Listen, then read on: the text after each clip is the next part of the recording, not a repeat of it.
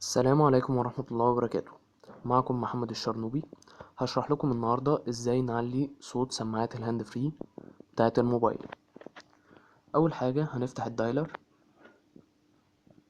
ونكتب نجمة شباك نجمة شباك 3 6 4 6 6 3 3 شباك نجمة شباك نجمة. هيفتح معانا الانجينير مود. هنيجي يمين على هاردوير تيستينج، بعدين هندخل على اوديو، بعدين هنجيب الهيدسيت مود. هنختار في التايب ميديا ليفل 0، هنكتب في الفاليو 132 وندوس ست اوكي. ليفل 1 هنكتب 144 وندوس ست اوكي. ليفل 2 هنكتب 156 وندوس ست. ليفل 3 168 وندوس ست. ليفل 4 180 وندوس ست. ليفل 5 192 وندوس ست. ليفل 6 204.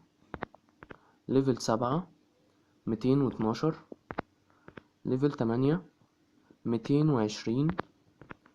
ليفل 9 224. ليفل 10 228. ليفل 11 232. ليفل 12 236. ليفل 13 240. ليفل 14 244. ودي بتكون اخر ليفل. بعد ما نخلص الليفلات كلها هنيجي على الماكس فوليوم وهنعملوها 125 وندوس ست. لو لقيت كده صوت الهاند فري عالي قوي، ممكن تقلل الماكس فوليوم ده تخليه مثلا 120 115 على حسب الرغبة.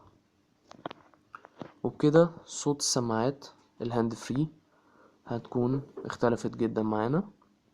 أرجو أني أكون أفدتكم. السلام عليكم ورحمة الله وبركاته.